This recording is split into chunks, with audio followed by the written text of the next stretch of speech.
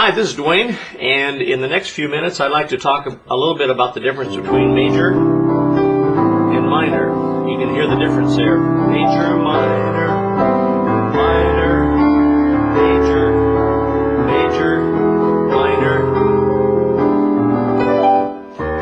minor. So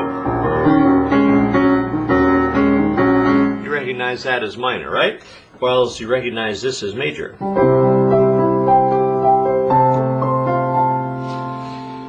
Now, all that to say, when I say I'm playing in the key of C or the key of E flat or whatever, what I mean is I'm basing my playing on the scale of that key. For example, when I play in the key of C, like I just was, I'm basing my playing on the scale of C major. Okay? If I was playing in the key of E flat, then I would be basing my playing on the scale of E flat, which goes like that. Okay? Now, the word scale comes from the Latin word la scala, which means ladder. So a scale is a ladder of notes that climbs from the bottom rung. Here's the bottom rung. It's called the root. And it climbs up 8 notes. 1, 2, 3, 4, 5, 6, 7, 8, up to the octave note. The word octave comes from octavo, which means 8, like, you know, octopus, octagon.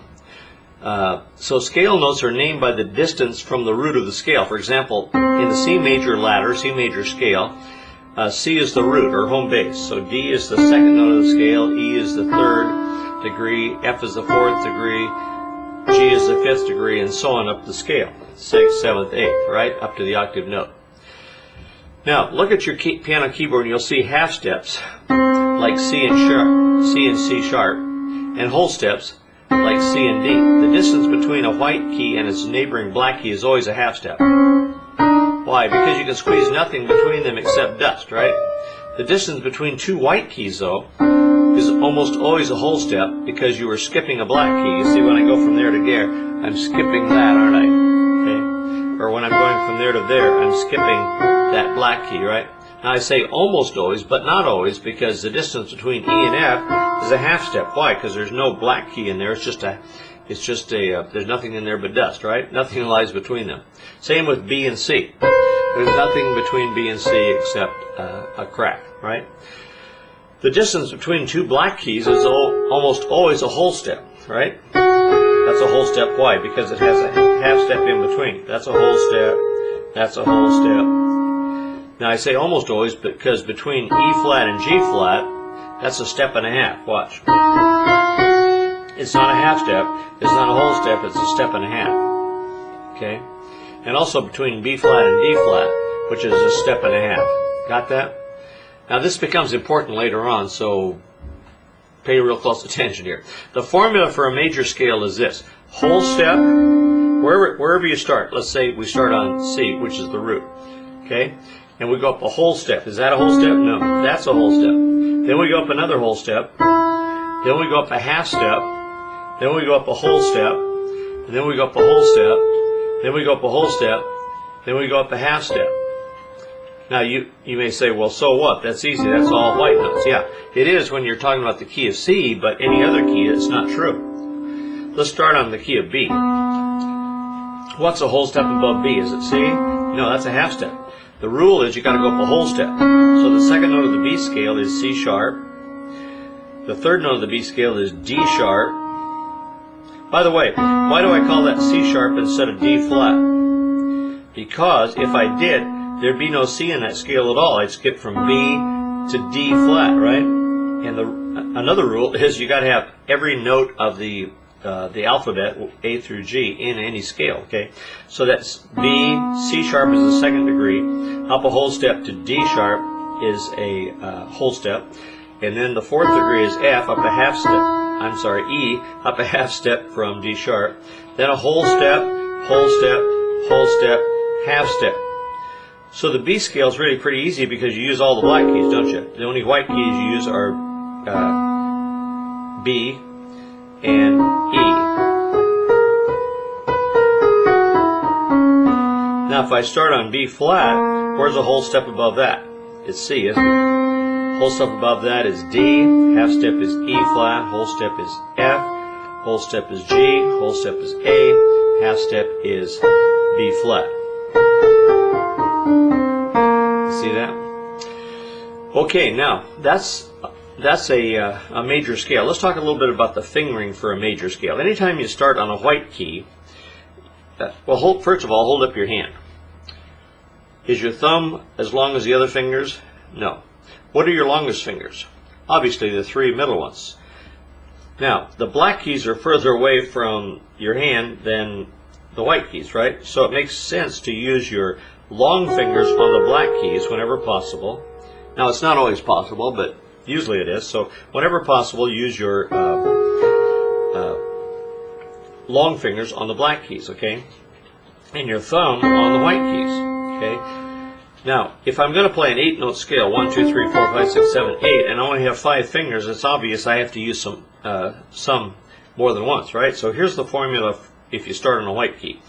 Use your thumb, second finger, third finger, and then quietly pass your thumb under your third finger. You see that? I'm not really moving my third finger very much. I'm passing my thumb under. Now descending, it's the same way. You cross your third finger over. Again.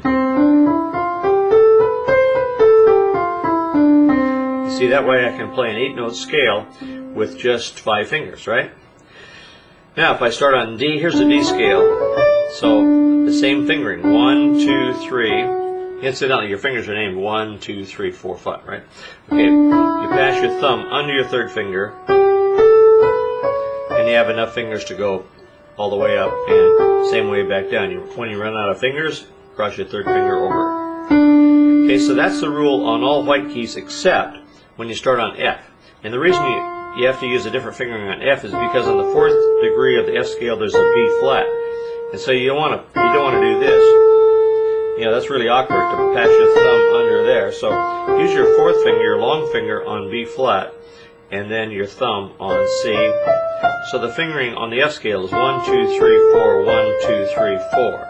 Same way coming down. 4, 3, 2, 1, 4th finger over, 4, 3, 2, 1. Okay? So that's the fingering of the white keys. If you start on a black key, does it a black key scale, does it make sense to start on your thumb? No, we said our middle fingers are a lot longer, so start on the middle finger. It makes sense to me, if you're going higher, to start on a low middle finger, like your second finger, and then your third finger, and then when you come to a white key, pass your thumb under, and then second, third, fourth, thumb under. So the principle is keep your thumb on the black keys whenever possible, your long fingers on the black keys, okay?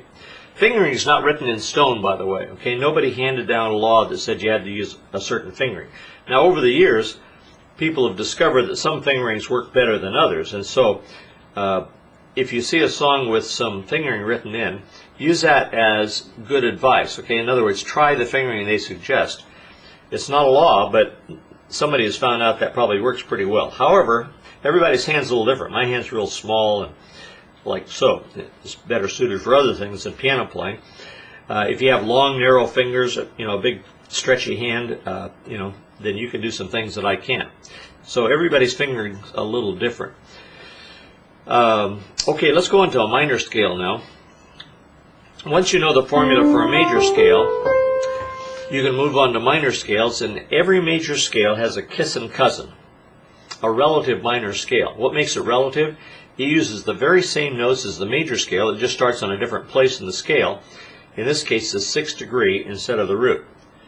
In other words, the relative minor scale to C major is starts on the 6th degree of the C scale. 1, 2, 3, 4, 5, 6. In other words, if I play the C scale but play it from A to A, that's called the A natural minor scale. It's natural because it uses the same notes as its relative major scale. Now, once you know how to find a relative minor scale, then there's three. Let me move down here so it's a little easier for you to see. Once you know the natural minor scale, there's two other varieties of minor scales. Okay, one is called the harmonic minor, and the harmonic minor raises the 7th degree of the scale, both on the way up and the way back down. So notice here between the 6th degree and the 7th degree of the scale, I have a step and a half. That gives it that snake charmer kind of sound.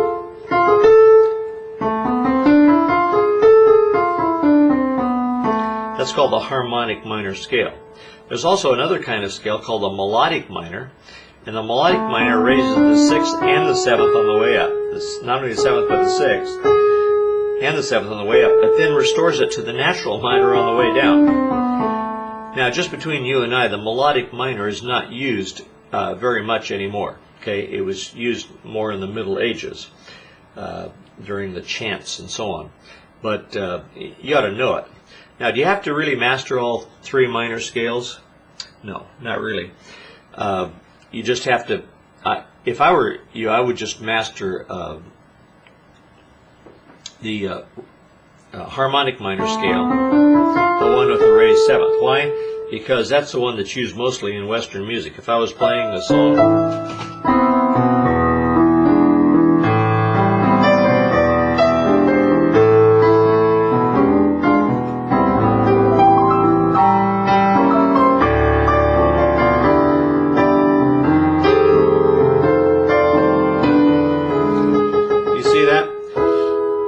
most songs in minor keys in our Western music, and by Western music I don't mean country Western, I mean as opposed to Asiatic music, okay? Western, in other words, Europe and America and so on, uses a major 5/7 chord in a minor key. In other words, the primary chords in a minor key are 1, 4, and 5, and the 5 is major, okay?